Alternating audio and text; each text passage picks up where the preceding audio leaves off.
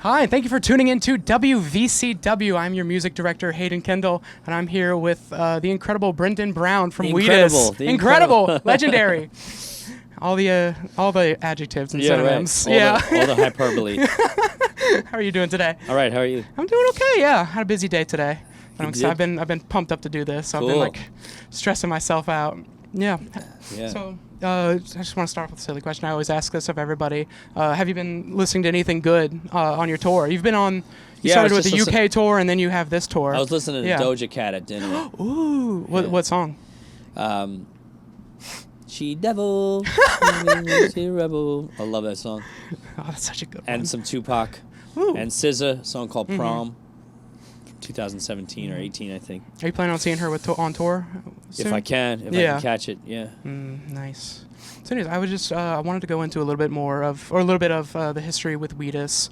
You're here for the 25th anniversary of your first album, correct? Yeah, we're at the Canal Club, by the way. I forgot to mention that. Here in Richmond, Virginia. So yeah, the first album that came out 25 years ago. 25 Very years scary. ago, yeah. Were you even born? No, What year were you born? 2003. Okay. Yeah. Yeah. Yeah. So you've been through a big. We're making our history. second record when you were born. Yeah. Yeah. Sorry, big changes. That's okay. Time, it's like that. Yeah. Yes. It ensures that somebody's born after somebody else. Eventually. Yeah. Yeah. I've lost my complete train of thought. Sorry, I didn't mean to do that. No, to you. it's okay. It's okay. I time warped your brain. You were doing great. Right. But I wanted to know. It's been 25 years since the first album. You've had a lot of lineup changes within the band since that time. It's been like 24 different members? I think it's more than that. I think it's like 30. Yeah. 30, really? Yeah. Yeah. Well, if you include everybody we record with, Josh Devine and Sandy Beals from the One Direction band, Leo, all the drummers, Madden, Guillermo. There's so many people who are involved in this project. Yeah. How has the dynamics changed within everything? Has it stayed mostly the same? Because I know you started off with more like DIY roots. You recorded the first album in your mom's DIY. house. Yeah, it's always been DIY. We've only ever been in one studio. Really? To record. Yeah, and it was Abbey Road. Oh. Yeah. Interesting. So we're kind of reluctant to go into another studio that isn't our basement. Yeah. The only time we ever ventured out, it was the holiest of holies. And that was it. So the dynamics, y'all's ability to adapt together and whatnot has been really great. Oh, for the yeah. years. Well, that's like you can't really do this for a living if you can't do that. Yeah. No matter what your relationships are like, or how many people come and go. Yeah. If you don't know how to be flexible and improvisational. Yeah. It's really hard to do this. Nice. Yeah. Since the big number off the album was Teenage Dirtbag, right? Yeah. That wasn't big in America at first. It became more popular in different countries like Europe and whatnot. Yeah, it kind of came out and it went to number 7 on the alternative rock chart in America, and then it kind of died out, and the record label kind of screwed it up, and they didn't want to. They didn't want to push. They tried to push it to pop radio too fast, and I was like, "It's not a pop radio song." Well, maybe it is. I don't know. At the time, it wasn't really a pop radio song, but we fell through the cracks. We were like in between. We weren't new metal. New metal was really popular back then, and we weren't pop. So it was like this other thing that hadn't really found a place for itself yet. You were with Sony, right, at the time? We were. Yeah. You had a lot of. I was told that you have a lot of discrepancies with them, like a lot of big problems with them at the time. Well, so I don't think they were ready to do anything with us, even if we were successful. Like our first record recouped, and then they were like not willing to do a second one. Really? Yeah. So it was like one of those things. I think we were kind of boring because we didn't party. And we also, we were hard to take credit for because we were, this closed unit. Yeah. I think they probably thought we were a pain in the ass because I wanted to make the records the way that I wanted to make them. You completely, they wanted to do the demos, right? And you just that was our... refused. So we got really lucky with our A&R guy, right? And we also got really lucky with the president of the UK label, Blair McDonald. Our A&R guy was Kevin Patrick, and the UK label guy was Blair McDonald. And this other woman called Jocelyn was our publicist. Those 3 people really knew what they were doing. But the rest of who we had to deal with, they hated us, as a company. They were not into it. So you know, we had some really strong allies and very smart music people there, but they didn't have enough. There weren't the numbers that were required to get the whole company onto the page, you know. I feel like y'all had a bit more of an underground sound for them, more DIY than what a big I mean, I don't know. I don't know if it. I don't think Dirtbag sounds very underground. Yeah. You know, I mean, I think it feels like a Tom Petty single. More like or your something. vibe. Yeah, your vibe it's in like general. It's just a big rock single, sort of. And I think the way that we made records, I think it just confused them a little. You know, that's fair. Yeah, they didn't have anybody doing that.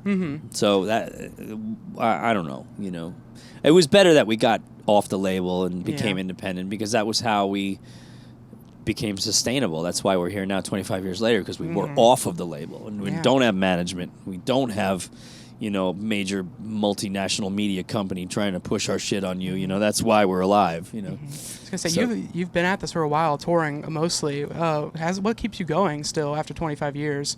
Just getting the music right with the band on stage. You know, I mean, Matthew, Joey, Brandy, Dustin, just playing with everybody, Carly and Gabrielle and Shannon. You know, we have this family of like musicians who work really hard to make everything sound right, and when that pays off, it's really enjoyable. You know, it's its own reward, sort of. And then you get to do it in front of people, and it's so dope. You know, it's just fun. Yeah. But you work really hard to get to that point. Yes. So you know. I want to go back a little bit. You mentioned nu metal. From what I gather, you are a bit of a metalhead, right? Yeah, not a new metalhead. Yeah, no. It's an important distinction. Yeah, it's very important. Yeah. You know, when in the '80s, I was into, you know, Iron Maiden, Rush, Metallica, AC/DC. Yes. That's Megadeth. Right there. Yeah, Fishbone, Mr. Bungle, Primus, you know, Dinosaur Jr., Ani DeFranco, the Indigo Girls, Fugazi, Quicksand, Helmet, Pixies, Public Enemy, LL Cool J, NWA, Tribe Called Quest. Like, whatever was heavy and hit hard, I was into it. That's what I was wondering about. How did you turn like an inspiration from metal? Sorry. I'm doing that with my mind. Psychic attacks. I'm like Magneto that way. Oh, shoot. No, just kidding. He's coming back. It was announced today. I know. I saw that. It's crazy. But yeah, how you turn that love of metal into a bit of more of a pop punky sound with your music, or I guess more rocky type stuff. How did you make that change over from metal to like a more pop punky sound? Well, on some level, any genre is a production idea, right? Like if you want the drum sounds from like the second Prince album to mix with the guitar sounds from And Justice for All, or you want like a hip hop kick drum, or you want whatever you want. If you want to make your own hybrid, if you want to make your own concoction, your own recipe, you can do it. You just have to figure out how to puzzle piece them together, right? So, and that process is the process of producing a record, or engineering a record, right? So like when I made Dirtbag, I wanted this sort of like Motown, LL Cool J undercurrent, like in terms of the rhythm, and it was laconic. It was like a slower tone song, and I wanted it to have like this shuffle feel that you would hear on like a Paul Simon record from the 60s in the verses, or like a James Taylor record. And then I wanted the choruses to open up into this sort of like Metallica and Rush and all the other stuff I was into, Faith No More, like big record, and having it be, a song that was in the key of E, which was the lowest natural tuning, regular tuning key on a guitar, like Back in Black and Tom Sawyer and like all these big Creeping Death. I just wanted a sound like a big rock single in E with all those other elements. Like I said, the hip hop and the folk music and things that I was into, Indigo Girls and whatnot, Ani DeFranco. So it took a while to figure out what that hybrid was supposed to be like. How did you need to shape the kick drum to fit into that hybrid? Same with the snare. What do you do with the bass? All these questions from like 95 through to 99 we recorded that song, or I recorded that song, and myself and Phil, our co-producer, like 4 separate times. Yeah. And each time it was like, okay, we got it a little bit right, this one, but this is still a little wrong. What if we tried this and moved this around and tried this drum sound instead? This is a little bit hybrid. And then by the time we made the final recording at my mother's house, we really had a clear picture of what it was. Then that was February of 2000, and it came out the following summer, July 2000. Yeah. So, it took a minute to figure out how to do it, and then once we did, we kind of made the point of like, okay, well, this is the way the band is supposed to sound. Not like Korn or Limp Bizkit or or Blink 182 or any of the pop punk stuff. Was like we played guitar, so I guess we were pop punk at the time. But that's not what it really. Teenage Dirtbag is not a pop punk song. It doesn't feel like one anyway. What would you describe it as if you had to give it like a genre? Well, it feels like a sort of laconic folk metal song. Ooh. You know? Yeah. It feels a little bit like folk metal. I mean, the guitars are like more like Dinosaur Jr. than they are, Blink 182. Oh yeah. So it's just a thing that it needs to be. Yeah. To be actualized as the song that it is, and not like derivative or influenced by other things directly. It's a mixing pot, Yeah. Yeah. I was aware of the Tom Sawyer and Back in Black chords being utilized to build up off of that to create Teenage Dirtbag back in the day. The root key of the song, in a guitar context. Yeah. Were there any other like major songs that inspired you throughout the album? Yeah, Creeping Death. By Metallica. There's so many good songs in E. I Love Rock and Roll is in E. Tom Petty. I think. I might be wrong about this. Put it this way. E being the lowest pitched natural tuning key on a guitar, it feels a little bit more robust, and there are some more classic, like A Whole Lot of Love is in E, right? And The Spirit of Radio is in E, and Don't Stop Believin' is in E. And like these big rock songs are possible, their staging, their size, their scale is possible because they're in the lowest pitched guitar chord. Yeah. If you're tuning natural. Of course, Soundgarden and Alice in Chains came along later and moved the goalpost on that by tuning down and changing the sort of the way that rock can be done. But yeah, generally speaking, E was the basic low chord. So I did that. Yeah. Nice. Yeah. I didn't plan this question, so excuse me if I fumble through it a little bit, but I just thought of it. I thought it'd be interesting. You built off of multiple songs. You taught yourself, right, to play guitar? Yeah, I taught myself to play. Well, my mother showed me My Girl on her classical guitar, her nylon string guitar, when I was about 8. Yeah. And I kind of took it from there. Yeah. So I took some lessons from a guy called Rick Helf back in the 80s, but it was only like 4 months worth. Your generation, you like to call it allergies. Oh, you know that's not what it is. You're like, oh, it's just my allergies. I don't have anything contagious. I never get anything contagious. I'm not contagious. I just get allergies. Shut up. We're sorry about my generation. I apologize. You guys, I don't know what you have. You're like, I don't get sick. What? It's not true. It is not true. You get sick. We're just not taking our vitamins, I don't think. We'll learn when we're older. You have a fiber problem. Yes. Probably. I like my Raisin Bran. I'm here to tell you, you should up your real fiber. Eat a lot of asparagus and whatnot. I love asparagus. See, eat it all the time. Yeah. Once a day. Cucumbers.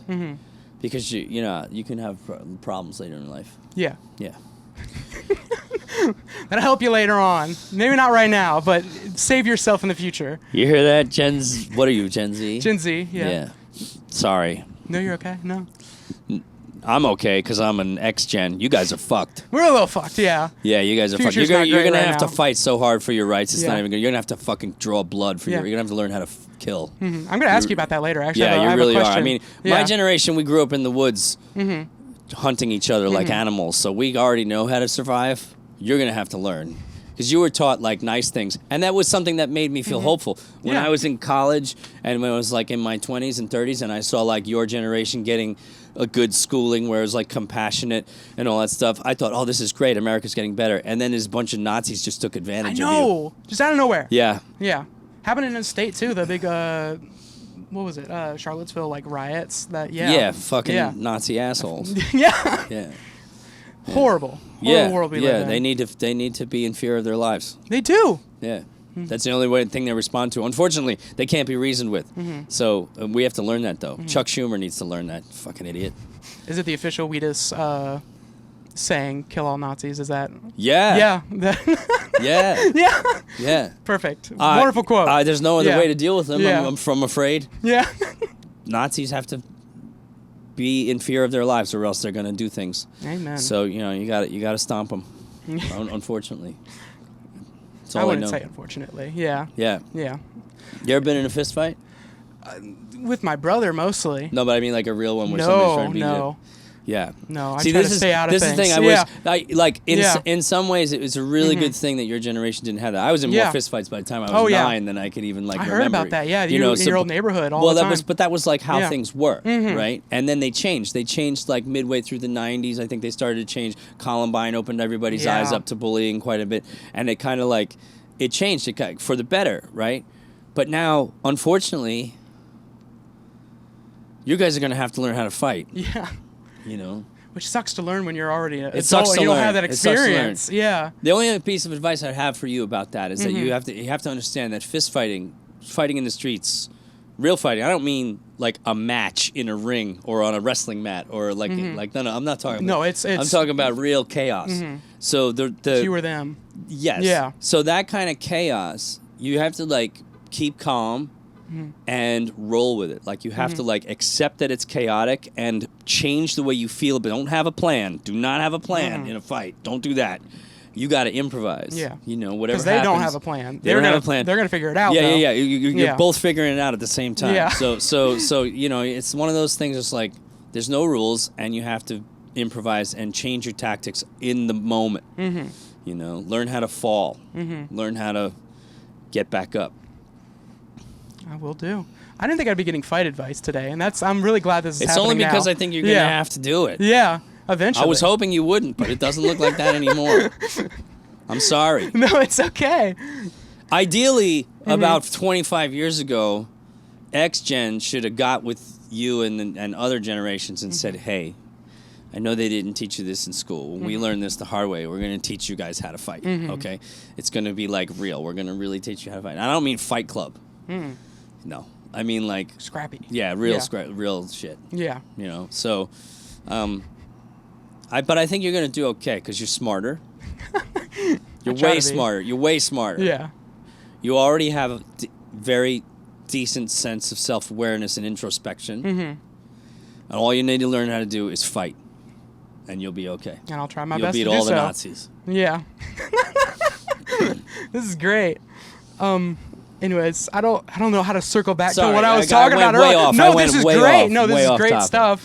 I'm just at a loss on what to do now. I guess I'll just go right back. I wanted to ask you earlier. You grew up as a music fan, all that fun stuff. How does it feel like having like early guitar players practicing your song, Teenage Dirtbag? That's one of the main ones early. It's absolutely crazy. Nobody does it right, but it's absolutely crazy. No, because the way that I do it, I don't even know how to describe. I think it's very difficult for other people to do that bullshit thing that I do on my hand. Somebody somewhere is going to get it right eventually. Oh yeah. But yeah, it's really it's quite it's like an honor, and it's like touching, and it's like I mostly think that it's not real most of the time when somebody's doing it. I'm kind of like, well, what's really going on here? And then you realize, no, they actually do like your song, and it's just like that, Yeah. Blows me away. I was asking because the last artist that I interviewed, Search Your Dream, she had a power outage during her show, and just was like, all right, we're just gonna play Teenage Dirtbag, and while they fix everything, I was like, this is crazy. Acoustic? I think so. Yeah, I don't remember. I got ADHD, the bad memory. That's cool. Yeah, yeah, isn't it? Yeah. But yeah, it just happened out of nowhere. I was like, "This is crazy. That's who I'm interviewing next." Yeah, that's cool. Yeah, congratulations. Thank you. Yeah. Yeah, I just wanted to know because it's such a universally loved song. So seeing it through new music fans must be really cool and gratifying. Oh God, we feel so lucky. Yeah, feel so lucky. I wanted to go a little bit into the your history with the song. It doesn't have the it's a very upbeat, like, peppy song. It got used in a TikTok trend recently, right? Yeah. How did you feel about that, by the way? I loved it. Yeah. Yeah, it was crazy. People share their past with it. Super cool. Yeah. Yeah. You're big on you've been using TikTok, right? A little bit. Yeah. I'm 51, so I feel like sort of like a dork on there. Like I don't want to. I do stuff that I feel comfortable with. Yeah. But, like, am I ever going to be one of these people who's on every day? Like, this is my new piece of content. Man, check it out. Look what I discovered. Hey, look, I ate some cereal this morning. That's not. Yeah. I don't vibe like that. I think you and this is weird. Not you know him. Jarrett from Bowling for Soup. He's amazing. Yeah, I feel like y'all use social media the exact same way, where you're just like he's a fucking wizard. Yeah. So Jarrett, I swear to God, if everything went wrong at a Bowling for Soup show, you could hand Jarrett Reddick a microphone and he could do 2 hours worth of entertainment without a guitar. He's just an entertainer. He's a professional entertainer, and he's got an enormous grasp of, like, what his audience is expecting, and he respects them a lot, and he's funny as hell, and he's really quick-witted. He's very smart, and he just has this entertainment quality that I don't see often. That I know I don't have, but he has. I have, like, some little, smudge of it on my life, but he's built. Yeah. He's made of that shit. So, it's really cool to watch him do his thing. Yeah, he's the master. I picked a good voice for Chuck E. Cheese then. That man so can entertain. So good. No better voice for Chuck. I mean, ultimate, Y'all are going on tour with him recently. We did. Soon, right? We just got back from the UK. We did the whole UK with them. Oh, that was the UK tour with them. Yeah. Okay. Yeah. Interesting. And we're playing at the end of the year with them too. Yeah, Wembley December. Arena. Yeah. Interesting. That was actually one of the first interviews I tried to get when I got this job, and they were like, "Sorry, they're busy," and I'm like, "Okay." I really wanted to talk to Bowling for Soup. Yeah. Yeah. Yeah. Yeah, he's a good interview. You will get it. You will One day. Yeah. Please, Jarrett, come back. I'd love that. Hear that, Jarrett? Please. You're watching this, definitely. Yeah. Anyways, as I was saying, Teenage Dirtbag, TikTok, blah, blah, blah. The song came from a not-so-great background, even though it's a bit more of a peppy song. Well, it's a happy ending. Yes. It's a fantasy. It's not what happened. It's the imagining of what could have happened. Yeah. No, but the Long Island in 1984 was that's the setting of the song. That's the time and place. It's not when I wrote it, but it's when I saw. It's where it came from in my psyche. And. It was like not a great place. Yeah. Yeah. Like not nice. A lot of it came from like the satanic panic at the time and whatnot, right? There was a lot of that. Yeah. My life was shaped by that, like, sort of irreparably. Like I had to go to a boys' school because of it. I wasn't directly involved in anything, but it was so close to home, and it was like on our block. Yeah. So it was like. It was a weird time in America and on Long Island in particular. It was like I don't think the parents understood how dangerous the place was. I know they didn't. And when they found out, when it was on front page news, they were like, holy shit. And they totally overreacted. Yeah. And like just flailed out and like didn't know what they were doing and made another kind of mess. Yeah. So pushed a little too hard in one direction. Yeah. Yeah. Yeah.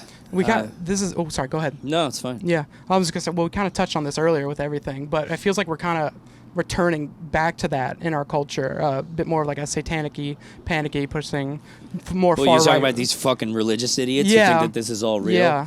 Yeah. Yeah. You know what, man? Just do not respect it. There's always been this thing in America where it's like, respect for everyone's beliefs, fuck that. You don't believe in vaccines and you think that the earth is 6,000 years old and you want to make rules and laws around that shit. Go fuck yourself. You're an idiot. I'm not holding back because you're going to get us all killed. Yeah. You're going to get us all killed. And then we're going to be polite and not say anything? Get the fuck out of here. Do you have any Jesus, I completely lost what I was going to say. They're not fucking Christians anyway. No. They're just using the name like the righteous to gemstones. push things. Yeah, it's fucking like, give me a break. Like, you got to be shitting me. It's a business. You know, mega churches are a business, and all of the faith of mega churches is bullshit. You know, a lot of faith is bullshit. Yeah. You know, I think that people do have religious faith. I think they do privately worship and practice. But you know what they also know how to do? Mind their fucking business. That's the best thing I've ever done in my life, is mind my business. If you can't keep your religion out of my world, you have a problem, not me. You know, you have a serious problem. Yeah. So, yeah, I mean, it feels like they're just completely switching back over to that mode, and we're experiencing it every day. You believe in your magic 10 commandments? Oh, that's great. Don't take my taxpayer money for it. Get the fuck out of here. Yeah. What do you have? Do you have like any advice for the kids that are now living through this resurgence, especially because they might not get to live? Learn history on your own. You know, learn history on your own. Learn the people's history. Learn what happened in this country. Learn what is really going on. Learn that there's 400 years of unpaid labor in this country for African Americans. You know, learn that that's the interest alone would be trillions of dollars. That's what we're built on. Yeah. That's the truth of it. And if you want to get to a better America, then you have to discuss that and figure out how to fix that. I feel like a lot of them want to live the fantasy of Teenage that we're Dirtbag. So fucking great. Yeah. We ain't. We're not gonna get there anytime soon unless we learn to fight back against it. No, that's right. Yeah. Don't suffer fools. You know. If somebody comes up to you and says that COVID's not real and the vaccines and fucking shit, no, shut the fuck up. You know, there's nothing stop you. You can say, you can judge. Yeah. You can your reason and your logic and your anger are all gifts. Yeah. Right. You can call bullshit. You don't have to be quiet. For the sake of respect to other people's ideas. Your ideas are not. That's not an idea. That's going back to what you said earlier. That's like exactly what I was raised on, to like mind my business or be quiet or whatever. Just like, oh, whatever, they're weird, but we should tell people to shut the fuck up. They're not. They're trying to make laws that will affect you. Yeah, exactly. They're making it your business. Yeah. So they're trying to. We need to be meaner. We need to be angrier at them. No, just push back. Yeah. You know. Tolerate the fact that I'm a Nazi. No. I won't. Die. I'm not fucking doing it. Die. Yeah. Go die in the gutter. Fuck off. Kill yourself. I don't give a shit. Hey. Like your whole fucking thing is that you're superior, right?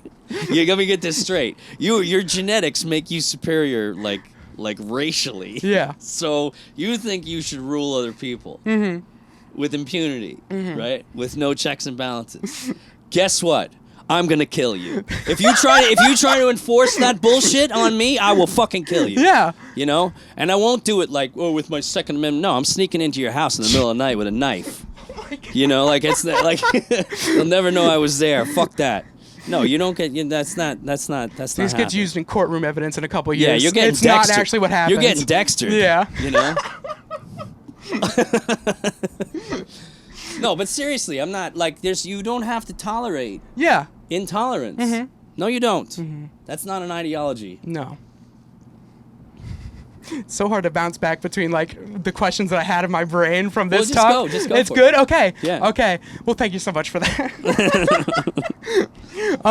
Okay, I guess I just have like one more question from you. I feel like I'm asking you a lot about Teenage Dirtbag, which is obviously the biggest song off the album. But sure, yeah, we like that song. You can ask all the questions about it. Yeah, but no, the entire album is great. It's okay. Yeah. I mean, I have problems with that first record. We made it real fast. You know, it was like we had only like 2.5-3 weeks to finish it in my mom's basement, and we you know, there's a lot of corners cut. We recorded it the second time, like Love Is a Mud from Hell, Wanna Be Gangster, Leroy. Those songs came out better the second time. Sunshine. I'm a big fan of Love Is a Mutt from Hell and Truffles. Those are two of my favorites off the album.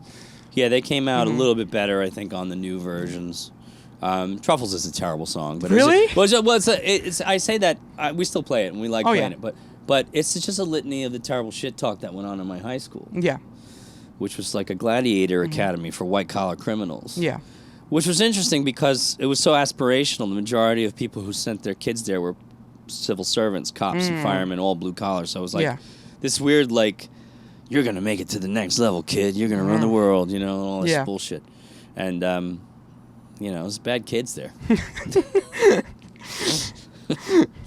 But do you think any songs should have gotten the cultural significance that Teenage Dirtbag did? Probably not. We didn't put. I mean, there's some fun stuff on there. Like "Love's a Month from Hell." Like I said, I think that's my favorite song on a record. "Pretty Girl," "I'd Never Write a Song About You." Those are B-sides that we had a lot of fun with. But the truth is that first record, the B-sides I'm more fond of them. "Mope," "People," "Mullet." Those songs felt a little bit more like the first version of the band that I didn't get to record, and the reason is because I got ripped off really bad in the 90s. I made this record with this band, and they went and got a record deal for like $1 million, and they cut me out of it. What? And I got the first Wheatus record after that was the first Wheatus record, and I became really angry. I was like picking like the angry songs. I wrote a bunch of angry songs. Didn't Sony try to do that with y'all as well? There was like, you need to cut some members? Oh, they wanted me to fire Phil. Yeah. I was like, he's a co-producer in the fucking band. What the hell are you talking about? Like, the record sounds like it sounds because of him. You can't. That's not the guy you fire. Yeah. You know, but they didn't know that. They don't know stuff like that. So they were like, oh, looks like he's too old for a rock band. Get out. You know, it's just shut the fuck up. They get better with age. That's the whole point. Phil's still a great friend of mine. He mixed the new Teenage Dirtbag. Really? The only one that exists. The only one that actually has a multi-track recording. He mixed that one. Wow. Incredible. Yeah. You know they lost the original masters. Right? You hear about that? Yeah. Yeah, Sony just lost them. They didn't find them anywhere. Well, we can't. Yeah. Rolling Stone emailed Sony to ask where they were, and they got ghosted. So if you don't have any, if you're ghosting Rolling Stone, then I think you've probably lost them. Yeah. You've lost the plot there. That's all I'm left to conclude. You know? Yeah. All right. Well, I am unfortunately out of questions. I really appreciate you doing this. That was fun. Of course. Yeah, thank you. Cheers. Cheers. Do you have any messages or anything you want to leave with the audience at all? Don't kill anybody, first and foremost. But, you know, you can fight back. Yeah. And what kind of an audience am I talking to? What are these? College students mostly. College students? Yeah. Drop out of college, get a job, learn how to weld. Hey, my brother's a welder. Don't get any fucking loans. Like, that's the whole scam of college, is that they get you on loans and then you owe money for the rest of your life. You're a credit slave. Don't do that. You know, work. Get a job. Yeah. Doing something. If you get out of school and you have a degree and you feel like you deserve a job in your field, you don't have a field. You have a degree. And you don't deserve anything, and that's a problem because they sold you that bullshit too. So you should probably just go get in the job market as fast as you can in some way or another. I cleaned pools with my history degree and my psychology degree, so, I mean, go out there and get a job and start paying off that disgusting debt, because if you don't, they're going to burn you for the rest of your life on that shit. And it doesn't mean you can't, you just also because you graduate college doesn't mean you can stop learning. Oh, no. You know, you can keep educating yourself in better and better ways, and learn the scams, because unfortunately our economy is designed to make you an indentured servant as soon as they can. You know, when they think if you're no longer a minor, you're fair game for like credit debt, and that's evil.